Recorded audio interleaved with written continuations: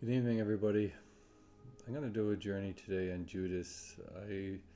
It's one of those things I've been thinking about in a while, and I did a drive to Haines Junction today. Spent some time in Kathleen Lake, and it was spectacular. It's just a really beautiful area. And on the way there and the way back, a song popped on about Judas, it made me think about it, and it just felt right. It felt like the right thing to do. And I'm not sure what exactly this is going to be, but a lot of the times when you have these feelings, to me, it's kind of who I am. I like to explore those feelings. And there's a ton of journeys I don't share on YouTube. I don't get a chance to actually sit in front of a camera and actually make these videos. So when I can and when I feel Judas is the right one. And there's a huge controversy around this individual, and the energy of Judas is quite, well, who knows exactly what that's going to look like. But if you look at the story, which is either a story or fact depending on who you are, the idea of Judas is somebody that it's like he made a mistake. He made a bad decision. So is it really to the point of condemning oneself for making a mistake? It's interesting though that if you believe that Judas is being tortured for eternity for something like that is kind of ridiculous. But one of the things that came up in my mind is that maybe Judas is the one that is creating his own hell, that has created his own hell, and no one else. Because when we look back at ourselves, when we make mistakes, we tend to really beat ourselves up for it. Now, if you think of the story of Judas, where you have a man that condemned, in a way, Jesus to the cross, even though that was going to happen in the first place, but he was the one that was involved and took the silver and da da da da da. The question is not so much that did he make a mistake? Obviously, he made a bad choice. But how would he have reacted to that choice? If you get a person that spent his whole life, or a big portion of his life, loving Jesus and following him, and then betraying him and then it basically turned into him getting killed, how would that make you feel? And would that person condemn himself? That's what was popping in my head. And so I'm just going to have to do it. I'm going to go into do this journey just to see what comes up and what message is meant to be shared here, because I really don't know. But I was saying this because this was coming into my own mind, that maybe Judas created his own hell. Because the human beings are really good at doing that. We condemn ourselves.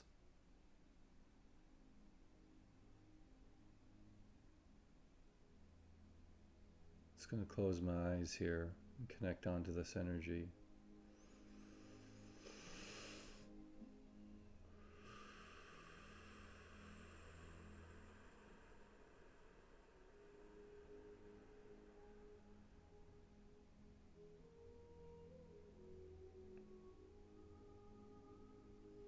I see a sun, an orange sun, setting sun, and it turns red and starts to bleed into the ocean. This is the image that I'm receiving right now. And the ocean is full of dead bodies. And I walk out to the ocean, above the ocean, not in the ocean. I'm stepping just above the water. And I'm walking out to the ocean. I'm looking at all these bodies. And they're all the same person. They're all Judas. And I see a mountain trying to reach the sun. A mountain of bodies that try to reach the sun. And they never reach the sun. Because how can you reach the sun? It's almost like impossible task to reach the sun from the earth, from this ocean. But there is a mountain of bodies that tried to reach the sun. And each body that dies makes it one step closer of reaching the sun. But even if you're able to try to reach the sun, you know it's impossible.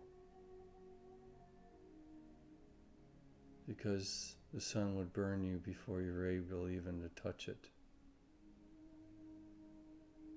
But this is the image I see, is a bleeding sun with a mountain of bodies and an ocean of blood.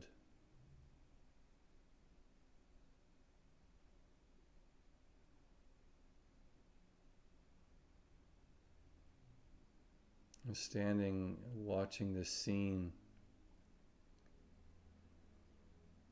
and you have to wonder about the pain and the suffering that has created such an unbelievable scene.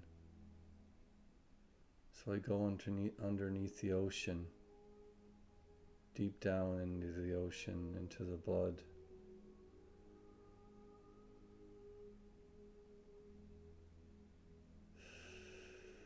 Deep down to the bottom of the ocean. There's a man here, deep down, way, way, way down.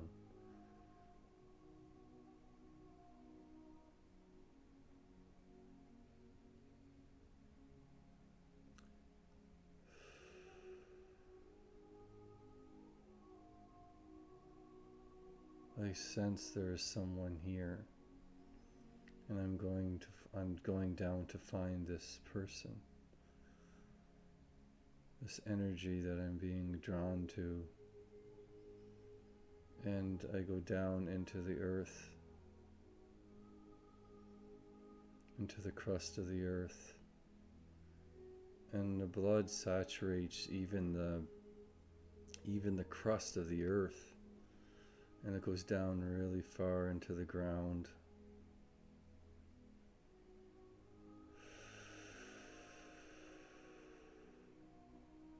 It goes down really, really, really deep into the earth.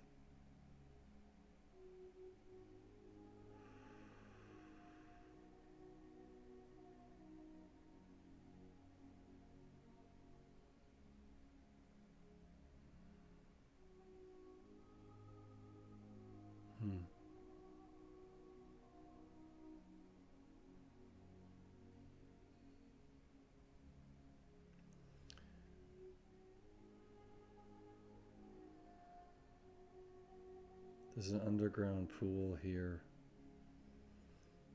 So you come down into a cavern, and the ceiling of the cavern drips blood down into an ocean underneath, in the earth itself. And there's a stream. And there's a man here on a boat. And I go on the boat and we follow the stream, and it's like the Greek story of Hades, going to Hades, and they have the ferryman. I do not need to give him coins, though. It's like that. He's like a man that's cloaked, and he is dead.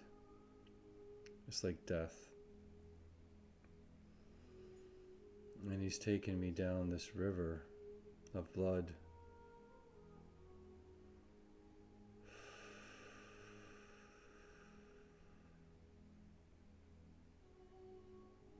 And he pulls over and he reaches the bank, and I walk off the boat, and there's a massive waterfall that's in front of me. Huge waterfall, which is a blood fall. It's kind of funny when you think about it that way, but it's not really humorous. But it's kind of a weird thing to say. And I just levitate down, like float down along this huge waterfall. It opens up into a huge, huge ocean of blood. And the ferryman appears at the bottom again, and we go on, we continue down. And it's like an ocean of blood, and he's taken me, continues to take me.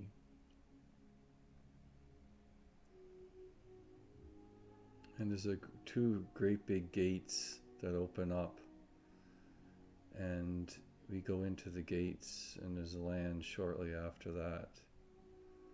And I walk off the boat and I go into the shore.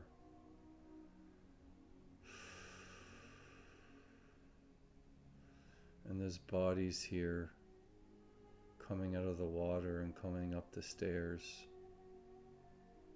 Bodies of all kinds of bodies. Some are barely alive, most are dead and not moving at all.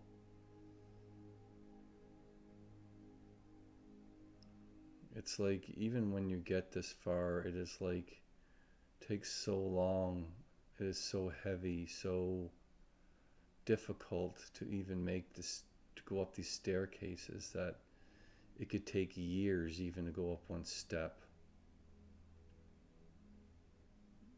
But not for me, but for the dead it does. It has a different effect. It's like a really, really, really, really long way to go. So I'm walking up the stairs, the big, huge staircase that goes upwards, and I'm following it up, and it's like in between two great big like chasms, and it's like there's cliffs on either side of me, in other words. And I'm walking up this in between, this huge staircase that goes upwards.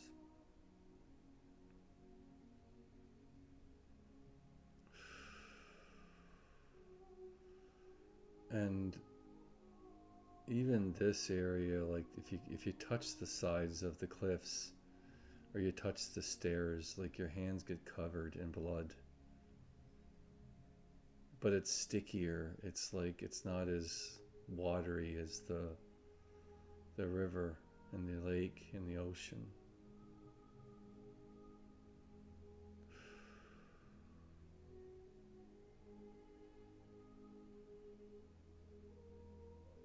I see a field of spikes and people crying in pain on these spikes. And they're just thousands upon thousands, about thousands upon thousands of people on these spikes. And they're crying in pain and moaning, and some are dead, but so many are still alive. I'm walking through this space, and I come to another space where there's people hanging from trees. Some are alive, and again, some are dead. Some just shake as you walk by. It's so creepy. The sky is like now, like the whole, like it's like I'm in a area where it's like the sky is blood red and the clouds are black. And I'm walking up, and there's a really big desert in front of me. It's not a desert, it's like, it's a wasteland, but it's not sand, it's like charred ground.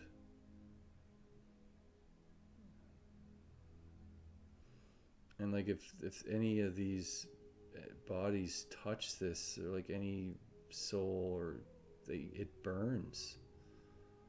They will burn. So if a soul touches this, they start to burn. And it's amazing how far they can get before they fall. But they seem to just keep burning even though they're dead, but they're not dead. It's like somehow they stay alive. As if they touch this area, they just burn. And there's moaning and screaming, and they fall to the ground and they burn for a very long time and manage to slowly crawl their way farther and farther and farther. But most just give up and just burn. It's almost like they get used to the feeling of being burnt alive.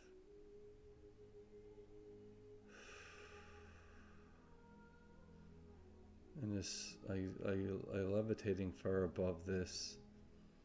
As the longer I'm here, the more I see, the louder the screams get.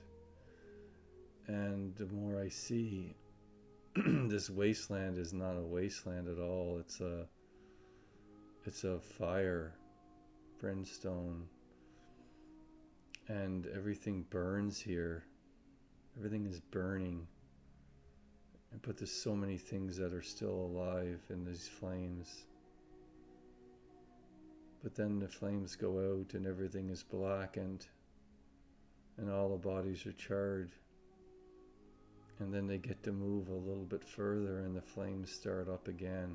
It is excruciating to watch.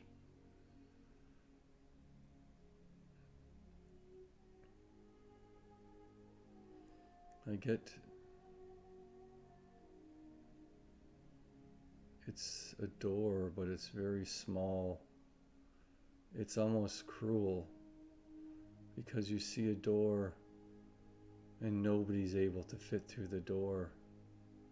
All these bodies try so hard to get to the other side of this, and there's nothing there except the sheer cliff and a tiny little door that you would never be able to get through. But it's like sunshine and beautiful scene on the other side of this door, and nobody can ever get through it. But they can see it though. It's like the cliff itself is like as I get closer to it, it's like a glass, and you can see this beautiful scene and you can't reach it. It's like the tiniest hole, so you can reach in and maybe grab a blade of grass. That's all you're ever going to get.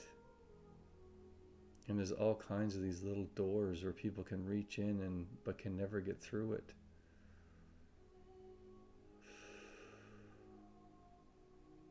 I shrink down and I go through the door, and there isn't even, it is complete darkness on the other side of this door. It's like a wall of tar. So even if you do manage to somehow get through this door, it was just an illusion. It is nothing but tar, and now you're stuck in this tar, and you can't get out of it. It pulls you down inside the tar, deep within, and you get lost in this hopelessness, the feeling of hopelessness. It's hopeless. If any soul still had strength within it when it got here, it's like they just give up and they stay within this dark pit.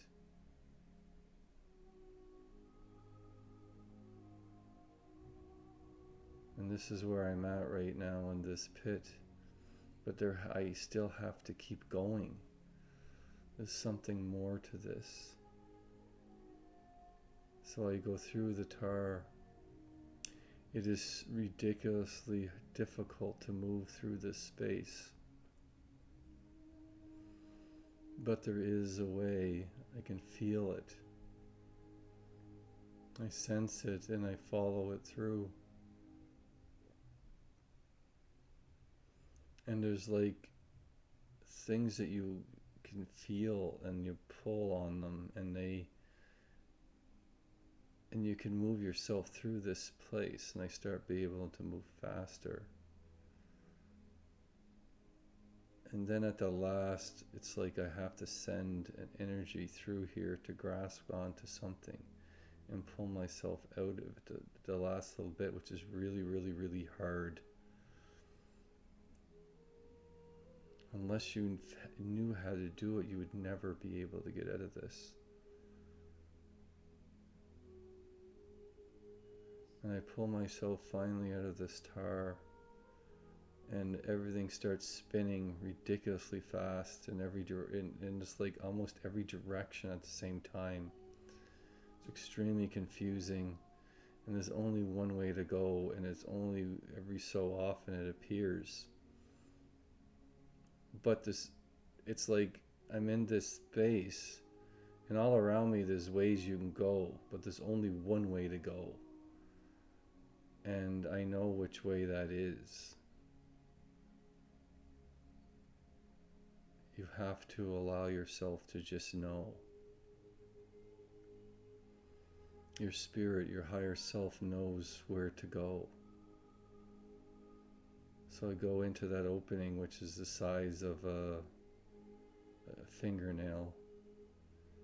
And I go through it exactly the right time. It's like a split second, it's there and it's gone.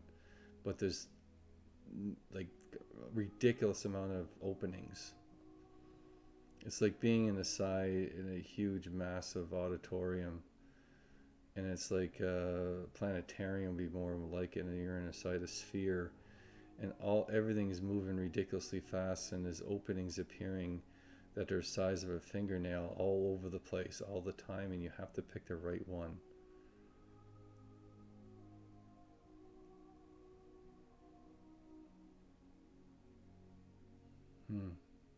Because if you pick the wrong one, you start back at the river, the very beginning, and you have to go through this whole place again and repeat it over and over and over and over and over and over and over again until you finally pick the right door. But what does the door lead to? So I go into the door I need to go into.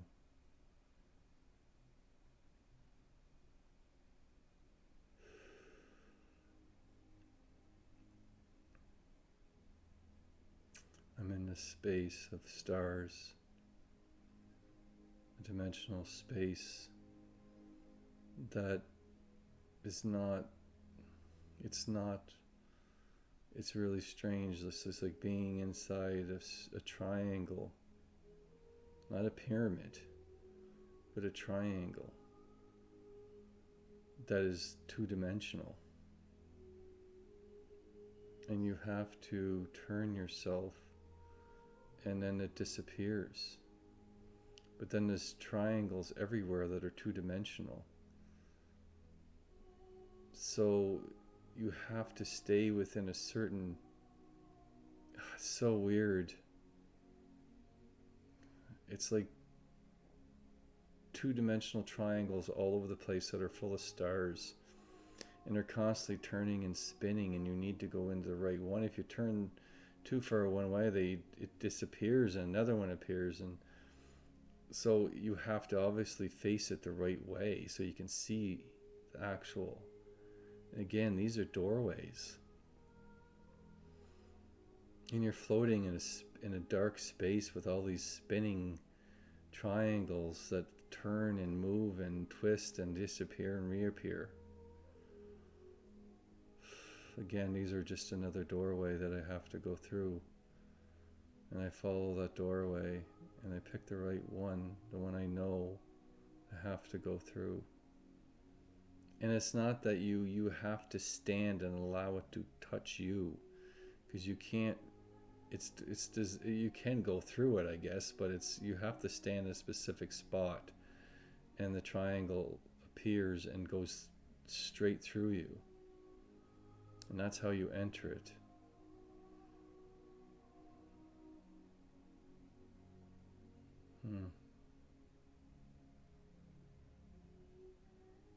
I enter that triangle.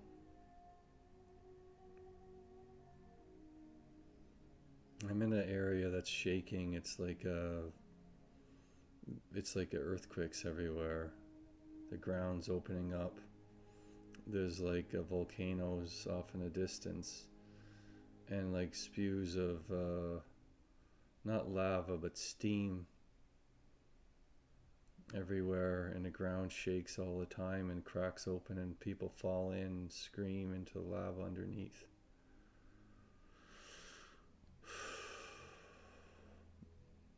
It's like a biblical hell. Is this what Judas put himself into? A biblical hell?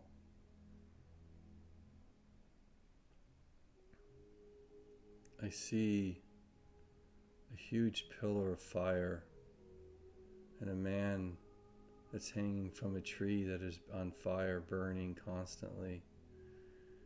And I go up to this tree, and this man is shaking and burning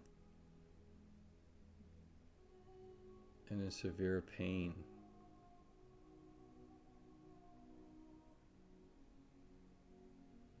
And the flames start from his feet and burn up to his neck, into his face, into his eyes, and he is alive the whole time.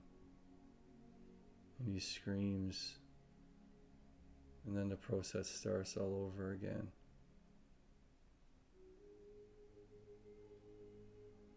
I actually cut him down from the tree.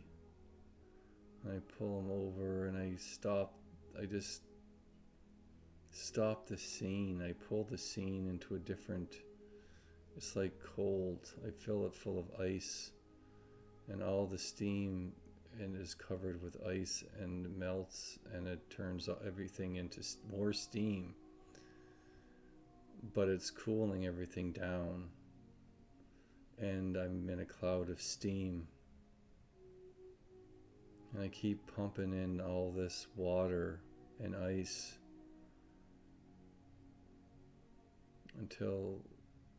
and I wait till the steam subsides. And I hold up, to help it along, I hold up an orb and I pull in the steam into this orb and I place it above my head. I let it float and it pulls in all the steam. Then I actually take my finger and I draw a rune on the ground, and it's like a golden light. And I draw this rune. It's a circle and a rune in the middle, and I stay inside this rune with him. I place him onto the ground, and I put a rune on his forehead, as well as his chest, over his heart. I place my hand on his heart. I send energy into his heart, and he opens his eyes. He takes a huge breath. He looks very confused. He starts to scream, and bugs come out of his mouth, beetles. And he turns to dust. And he reappears on the tree.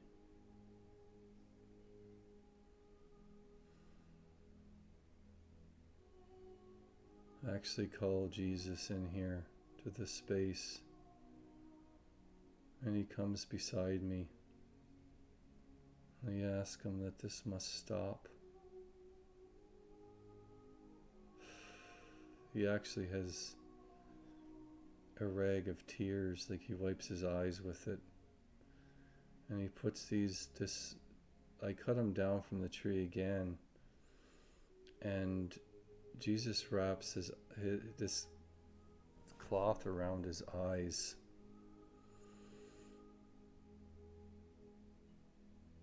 And I do the same thing and I revive him again.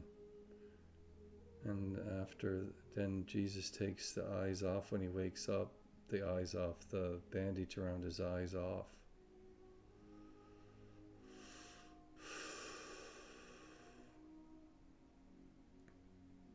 Judas actually starts to cry when he sees Jesus.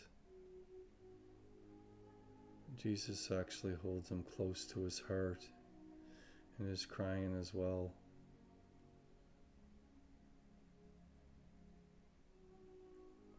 And everything gets really, really, really, really bright. We're on the beach, and I see all these lights going into a portal that opened up above the ocean. And all these parts of his soul are going back into heaven. And Jesus is holding Judas in his hands and his arms. He looks at me and he smiles. Jesus does. And he goes up to heaven as well.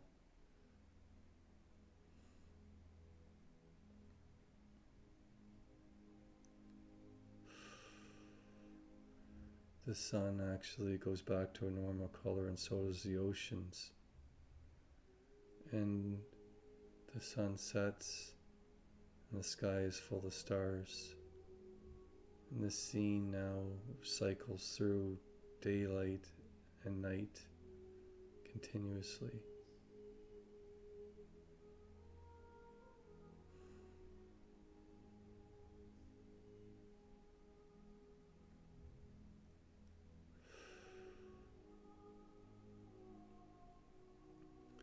I see dolphins in the water and yellow butterflies on the land.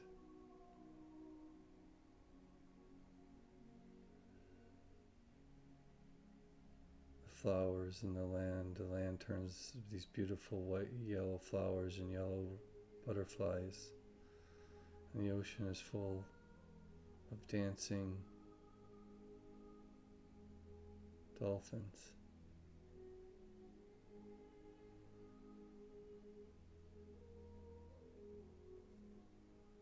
That's what I see. That's how the vision is ending.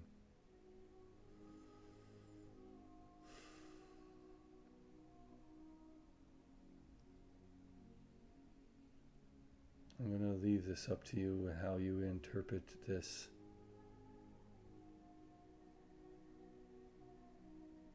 We have to open our hearts to the idea that suffering is not eternal.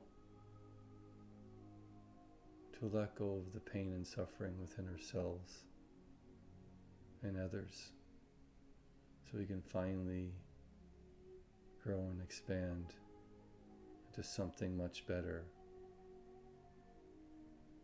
Thank you very much, everyone.